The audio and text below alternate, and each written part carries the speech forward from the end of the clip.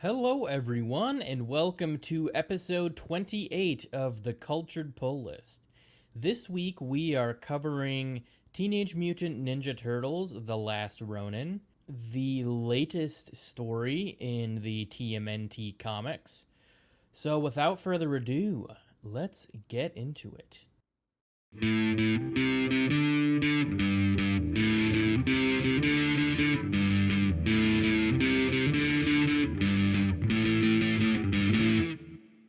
Hello, everyone. Welcome to the show. If you haven't checked out our last couple episodes, Luke is not able to join over video due to some technical issues he's dealing with. So I'm on my own during the summary portion of the show, but he does join via voice for the review portion so we can kind of actually discuss it. But anyway, The Last Ronin. I've been meaning to check out this book for a while, and then the new Teenage Mutant Ninja Turtles movie came out, and then a couple weeks ago, there was an official teaser for The Last Ronin game that's supposed to be coming out. So I figured, might as well check it out now. This has actually came out a lot more recently than I thought. The last issue just came out last year. So yeah, a little more recent than I thought. But anyway, Teenage Mutant Ninja Turtles: The Last Ronin is written by Kevin Eastman, Peter Laird, and Tom Waltz. The artists are Isa Escorza, Isaac Escorza, Ben Bishop, Kevin Eastman. The colors are by Luis Antonio Delgado. The letterer is Sean Lee. So, our story begins in a futuristic dystopian version of New York City. The city is run by the Foot Clan and its leader. So, we're first introduced to the last remaining Ninja Turtle. All the other three are dead, and we're not quite sure who it is yet. He manages to sneak past all of the border security of New York City, and he ends up in the lower level of the city. There are a few different levels, and he's trying to get to the main tower where the leader of the Foot. So on his way over there, he steals a bike from some girl who ends up not being too happy about it, unsurprisingly. And he uses the bike to basically cause an explosion and launch himself further upwards into the next level of the city, where he is greeted by these foot robot soldiers, and he's able to take one of them out, and he soon realizes that they're actually cyborgs, basically people turned into these like robotic foot soldiers, created by Baxter Stockman, and he is understandably disturbed. He is quickly surrounded and attacked by more foot soldiers, foot police officers, whatever you want to call them. And he runs away, steals a police flying car, and manages to escape after quite a bit of effort and continues to make his way to the tower. And we then cut to the tower and see Oroku Hiroto, who is the leader of the Foot clan currently and the dictator of New York City. And he is also Shredder's grandson. So, our last remaining turtle continues his journey to the tower. He makes it into the bottommost garage and decides to just use a full frontal assault, fights his way up to the top of the tower, and confronts Hiroto. But he is soon attacked and taken off guard by these robots that attack him. These mousers is what he calls them, and a large robot tackles him, and they both tumble out the tower window, falling all the way to the ground. And he thinks he's going to die. I'm just gonna call him the Ronin at this point. He thinks he's going to die, but he lands on the concrete and actually manages to survive, much to his surprise, though he is greatly injured. And he manages to peel himself off the concrete and escape down a manhole into the sewers. And the girl that he stole the motorcycle from actually follows him. And we cut back to Hiroto, who is mad that the Ronin escaped, and we also see that he's keeping his mother in like this cryo chamber. So then we cut back to the Ronin. He's in the sewer and feels like he has failed. He thinks he's dying from falling out of the tower, and we see that he has all of the weapons of all four turtles, and we're still not sure which turtle he is yet. And he is going to kill himself at this point to save his honor, but before he can, he passes out, and the girl he stole the bike from actually finds him, and we do see him kind of flatline, and it seems like this is some kind of a glimpse into the afterlife, and he sees his brothers. But then he wakes up in a hospital bed, though he's not actually in a hospital, and he's being taken care of by April O'Neil, who he is surprised to see.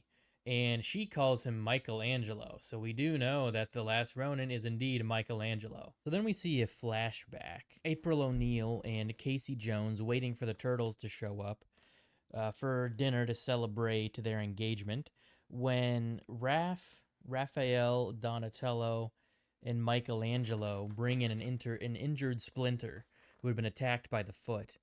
And before we see the end of this flashback, we cut back to present day April O'Neil waking up, and we see that whatever happened to the turtles, that April survived, took her arm and her leg, and she has robotic limbs now. And then we see Michelangelo in the kitchen making tea, and we see him talking to his brothers in his mind, which has been going on this whole comic, off and on. And then we see the rest of the flashback where Raphael leaves and attacks the Foot Clan leader, Shredder's daughter, to get vengeance for them killing Splinter. And he's able to take out a bunch of them, and he actually manages to kill the leader of the Foot, but Raphael himself is also killed. So then we cut back to present day. Michelangelo and April are talking, catching up a bit, and April introduces Michelangelo to her daughter, Casey Marie, who is actually the girl that Michelangelo stole the motorcycle from at the beginning, and she found Mikey in this sewer. Then we see Hiroto telling his men to double their efforts to find Michelangelo, and he shows what happened to the last captain that failed him, so that's nice. He's a nice fellow. Then we see Casey and Michelangelo talking about Casey's study of martial arts, and Mikey explains to her kind of some of the stuff that happened to him in between when his brothers died and now. He tried to live a normal life in Japan, but he was attacked at some point by these hoodlums, and he beats them up, and that kind of reminds him that he still feels like he needs to avenge his dead family members, and he ends up spending years mastering like pretty much every martial art there is.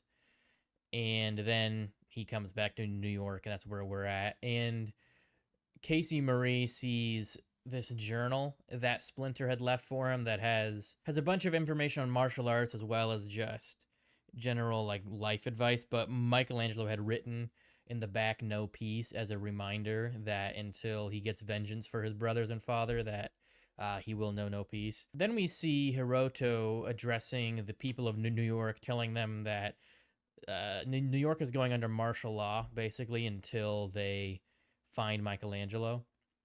And then we see Michelangelo sitting in his room, kind of having a conversation in his head with his dead brothers. And they're trying to convince him that he shouldn't let Casey help him in his war, and that she's just a teenager. And he says, like, well, we were teenagers when we did our thing. And he does say he does want to try and make sure she doesn't get hurt, but, he doesn't think he can necessarily stop her if she wants to. So then Michelangelo goes to April and meets up with April in her lab, and we see that she has the head of Fugitoid, And this prompts another flashback where we see this is several years after Raphael and Shredder's daughter's death, and Shredder's grandson has now taken over the Foot Clan, and he's trying to start he's trying to broker peace between the Turtles and their group and himself. So, but this is going to take place in Japan with Splinter's clan back in Japan. So Splinter and Donatello are heading to Japan to enact the peace talks, while the rest of the Turtles and Casey and April and all their allies stay in New York. As Donatello and Splinter leave, Baxter Stockman sends a bunch of Foot Clan soldiers as well as some of his own robotic adversaries to attack the Turtles in their home base. And the Fugitoid, aka I think his name is Professor Honeycutt, is almost killed, but Michelangelo saves him, and Baxter Stockman, as a last ditch effort, ends up sending in a bunch of his robots called Mousers to go collect Fugitoid, but Fugitoid threatens to self-destruct himself, so Stockman ends up just activating the self-destruct sequence in his own robots, which explodes the whole building and kills everyone inside except for April, and the Fugitoid's head is still intact. So then we cut to present day. Casey Marie is hanging out with her allies, her friends, and she was trying to collect them to help them join Michelangelo in their cause, but she sees that martial law is being enacted and cracking down on all the citizens, and she realizes that they don't really have much time to act, so she tries to go back home, but she ends up saving an old lady being harassed by a foot officer. But she still heads back home to the sewer lair.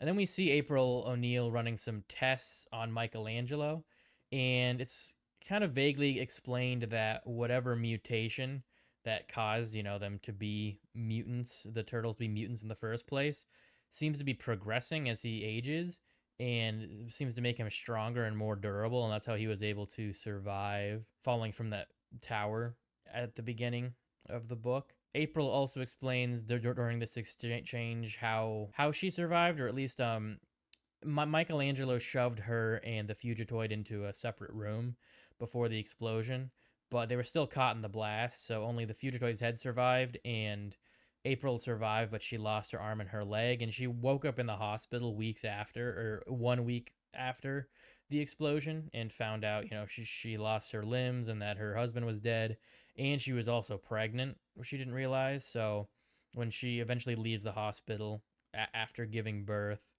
and going through a bunch of mental and physical therapy, she has some new legs, but now she has to strike it out on her own and raise her child. And Michelangelo explains to April what happened to him right after the explosion, that he survived, and as soon as he saw what happened, he realized everyone had died in the building, he immediately grabbed his gear and stowed away on a plane to Japan to try and find Donatello and Splinter. But before he can finish his story, he's interrupted by Casey Marie, who shows up with her friends, and they reveal that martial law is being enacted, and they need to act now. And then we cut to Hiroto, who this scene basically just shows him being a psycho and jumping off a building and saying he's God, and then he's saved by his robots, and it's kind of interesting, I guess. Then we cut back to Michelangelo and April and Casey, and April says she has this plan to storm Baxter Stockman's island. I believe he's given Liberty Island as his base, and because Stockman designed all of the robots that Hiroto uses, as well as the foot cyborg officers. So if they can break into the island and use the Fugitoid's head, kind of reanimate it and take over Stockman's tech, then they can beat Hiroto, and Michelangelo doesn't like the idea of a frontal assault, but April shows him this beefy tank that she made. So then we do a bit of a jump, I guess probably like a couple days later, a couple weeks later, during the actual assault. And it's looking kind of hairy, but not quite as hairy as frickin' Baxter Stockman. God damn, look at it, look at that face. Not even a mother could love that. And then we kind of jump back a couple weeks, and Casey is training, but Michelangelo basically insults her technique and tells her to attack him. Kind of the classic, like, oh, you think you can beat me? Well, then attack me. And she managed. She doesn't really do very well. Because she hasn't actually had much of an actual formal training. But Michelangelo says he will train her, which April is actually pretty cool with. And during this scene, Michelangelo finishes his story when he got to Japan and went to the Hamato clan, which is Splinter's, I think the clan that Splinter came from. He's met with the leader of the Hamato clan, who explains that he went with Splinter and Donatello to meet with Hiroto and his men, but they were double crossed pretty quick. It turned out it wasn't actually a peace talk, it was a trap. And Splinter and Donatello are able to kick some pretty good ass at first, but soon they're overwhelmed by the archers and are shot to death. And after hearing this horrible news, Michelangelo just starts walking in the mountains and in kind of a mental fog. And he does mention that, he thought he would probably die up there at some point, it being super cold and him being cold-blooded, where he can't really regulate his internal temperature very well, but somehow his mutation kept him alive. So that was kind of like the first inkling that his mutation is changing and keeping him alive. And Michelangelo then confronts April and says that he knows that Casey Marie has superhuman abilities. And it turns out that April and Casey's exposure to the turtles for so many years, somehow they were affected by the mutagens that mutated the turtles, and that caused Casey Marie to be born with superhuman strength and durability, which is pretty interesting. But April doesn't want Michelangelo to tell Casey Marie. So then there's a scene that's kind of intercut between the battle at Liberty Island and them planning the actual attack, but I'm not going to go into all the details really. They attacked basically from different fronts, and it doesn't seem like it's going too great at first, because it's a full frontal assault, and they're just kind of being pushed back. And then we quickly see Hiroto hearing about all the explosions on the island, and he has his men go there to check it out. But right in the nick of time, April shows up in her big old tank, and they end up breaking into Baxter Stockman's fortress. April is able to reanimate the Fugitoid's head, and Baxter Stockman does try to stop her, but all the power in the facility that is absorbed by the Fugitoid is used by the Fugitoid to kill Stockman. And then we see that the Fugitoid has control over all of Stockman's tech at this point, all of his nanobots. And he is able to deactivate pretty much all of the Stockman technology that Hiroto has been using. So now he's pretty handicapped. Next, we cut to Michelangelo after the battle, and he is preparing to go off on his own to face Hiroto, and he is confronted. He kind of has an argument with his dead brothers in his head, and there is this kind of interesting scene where he says leave and never come back, and he basically has a Gollum moment, which is fun. Leave now and never come back.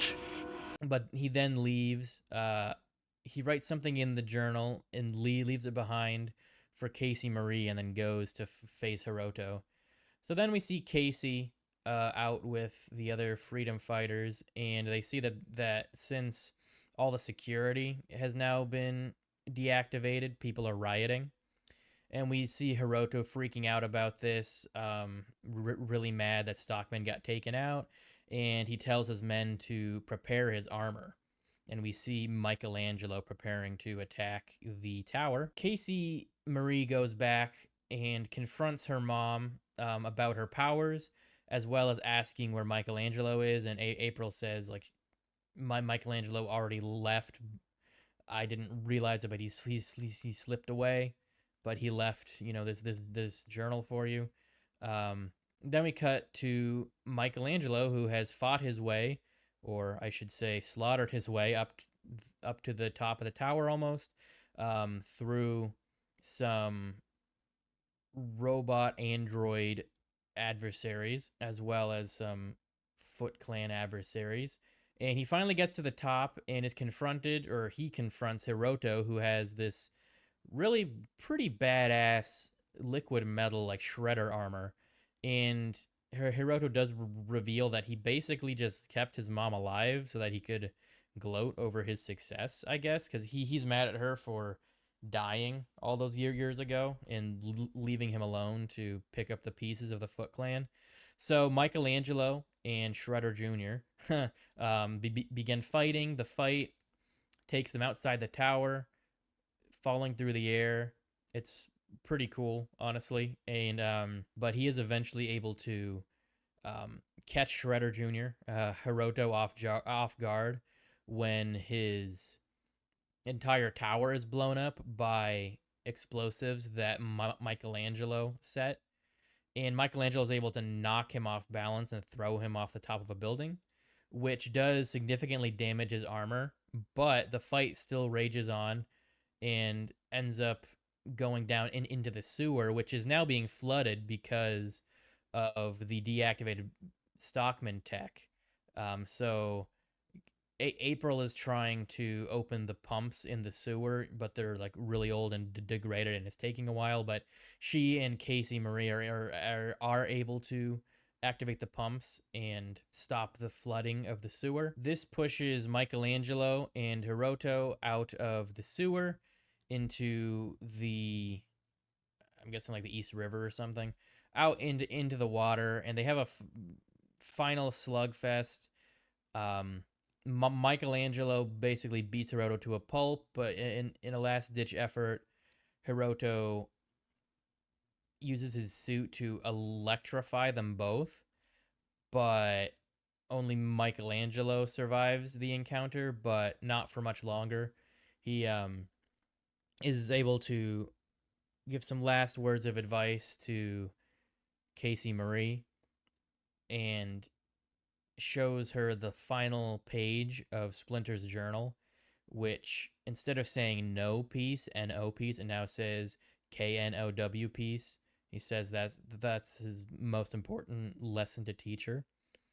And we see Michelangelo showing up in what seems like the afterlife.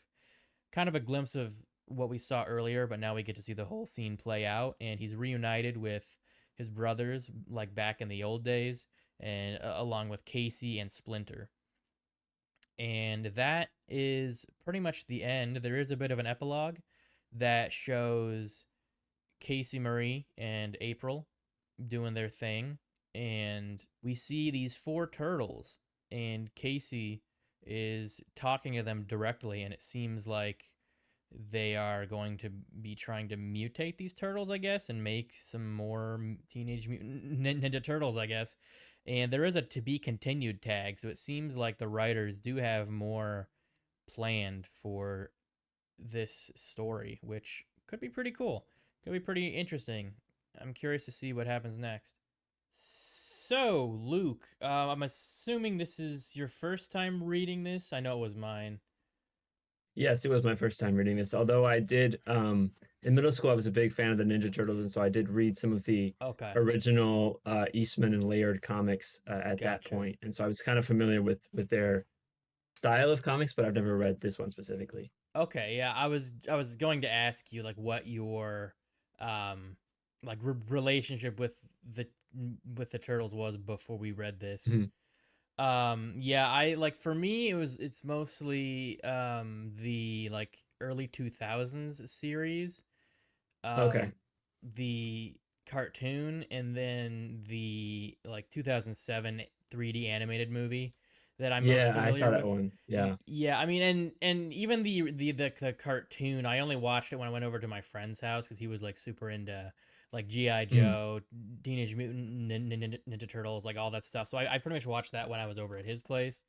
So okay. I'm not like I was never super familiar, but I like knew enough about them, and they were like everywhere, and the toys were everywhere, you know. Right, right. But I'd never read the comics or anything, so this was the first comic I've read of Mm, TMNT. Um, okay. but oh well, yeah, and I've seen the live action movies, for better or Yeah. for worse. Um, but what did you think of the Last Ronin?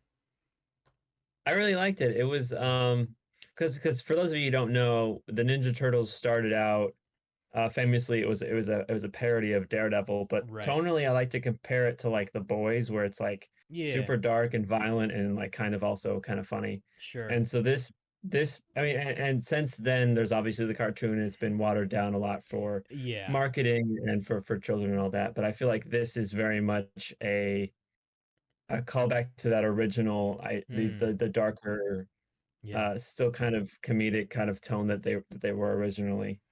Yeah, this was definitely a lot more violent than like Yes. your average comic book. It's definitely more for Mhm. adults. Which is Right. kind of funny when you think about it as like a giant ninja turtle and it's more adult centered, but you know, Right. it definitely works though. Um, Yes. Especially with fans, you know, who have been fans of the turtles since they were kids, you know. But Mhm. I think this is like the first comic we've covered on this podcast that isn't like Marvel or DC or Image, you know, or like one of the big comic publishers. Yeah. Yeah. But yeah, so this was fun, and yeah, this was written by the original um Mhm. creators, but I was kind of familiar with the storyline of this like going into it. I Yeah. knew that Yeah. you know, there was only it was like set in the future, and there was only one of the turtles left. But for some reason, I kind of assumed it was Raph Oh, before. okay. I think my friend told me it was Michelangelo. Um, Mhm. uh, just a little while ago, actually, and I thought that was actually kind of a cool idea. Because on Yeah. paper you would think it would be, you know, like either Leo or Raph that survived, Yeah. but having Yeah. the more like lighthearted and like clown of the group be the one who ends up being, you know, the one that survives and becomes kind of a jaded character is a fun twist, I think. Yeah, for sure, for sure. And also just like having April survive as well was interesting. Mm. She almost kind of reminded me, the way she was portrayed reminded me a bit of Sarah Connor, especially Yeah, for like sure. in like Dark Fate or like one of the later Terminator movies. um Mhm. and I thought it was cool that they had a kid. And I think what one of the most interesting aspects of this book to me that I wasn't expecting, I wish they had explained a little more, was how the mutation changed Oh, yeah. Michelangelo. Like he didn't really know exactly why, and April was trying to study it, but they never really said much Mm. more like what it would do to him eventually, because it seemed like, as you know, as he was getting older, his mutation was making him like stronger and more durable. Right, right. And like that kind of makes me wonder like if it would keep changing him until, like, you know, he died or like became immortal or something, you know. Uh-huh. Yeah, Because yeah. there's even a part where he says that, you know, he was out in the on a cold mountaintop, but you know, he thought he would die because he was cold-blooded, but his mutation kept him alive. So I'm kind of Right. wondering if at a certain point, you know, outside of being like, you know, stabbed to death or something, if he could just like keep surviving with his mutation, you know. Right. Right.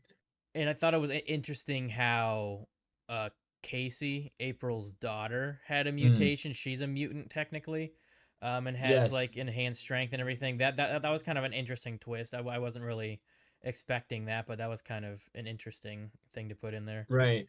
Yeah, yeah, Casey Marie. Yeah. You know, I think they did a good job revealing a little piece of what happened at a time. Yeah. They Yeah. they didn't just come right out and say like, "Well, here's the whole story. Have a seat," and it was even kind of revealed by different people.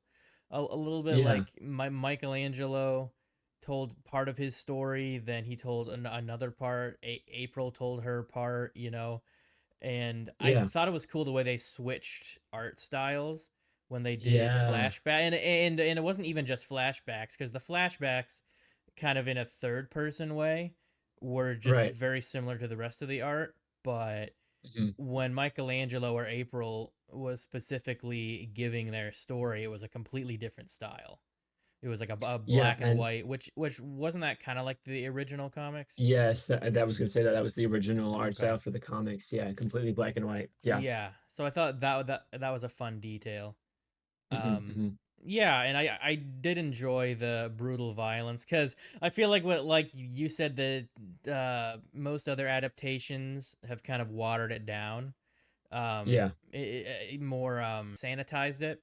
Yeah, they said Um, yes. Whereas in this, there's like, yeah, we're just slicing people up. It's no big deal, Right. I thought that was cool, and another aspect I found really interesting was they really leaned into the ninja aspect of the Yeah. turtles, which I Yeah. feel like falls to the wayside a bit in most Hmm. versions.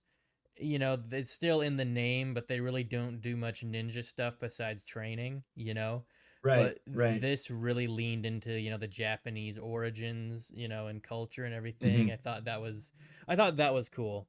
There is a game coming out soon, which was kind of what reminded me Yes. of this. Well, I don't know Yes. how soon because they just released a teaser a couple weeks ago. Hmm. But it seems like they're still in the early stages of development, so it's probably going to be a couple years. Right. But just the fact they're making a game could be really cool. Um, Yeah.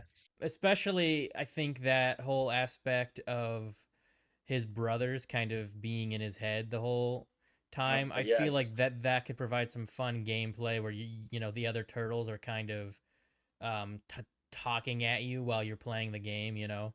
Mm, And I think it could right. be a cool blend of stealth and an action game, Yeah. depending on how they do it. And yeah, I think it does have potential. I just hope they do it well. Right. Right. Honestly, I'm kind of thinking of going back and reading the originals sometime soon. So, I was thinking about the issue with that is that they're all kind of like one shot, so it's not like an uh, arc. So it okay, might be difficult to cover on this podcast, although we might be able to figure it out if it's popular enough. sure, yeah. Let us know in the comments if you want us to try covering the original Turtle comics. Mhm. But yeah, before we wrap things up this week, what is your cultured pick? This week I picked up Big Game number 2. It is the continuation of Mark Miller's Right. big crossover. Mm-hmm. Um, and this issue, it really sets the stakes of it because like Nemesis is gonna go around killing all the superheroes and like Yeah. it really sets up really early that like nobody is safe and like anyone could like die at any moment. And so it Mm. sets up the stakes really well. Okay. And there's this really fun scene where so like the Kingsman organization, they intercepted the Oh, some they're in it transmission that too. said, yeah, Nice. that some transmission that Nemesis is going to kill all the superheroes. So then you have Eggsy is now like protecting Hit Girl, and so they have some fun back and forth. That's really fun to watch. I guess fun Hmm. to read. But yeah, it's Yeah. it's really interesting. There's a lot of stakes that are set up, and yeah, I'm really excited to see where the story goes. Huh. That sounds like a really fun crossover. I didn't realize that many. I mean, I Yeah, guess it makes sense. It's everything Mark Miller's created, right? right, right. Yes, Okay. yes. How new is that?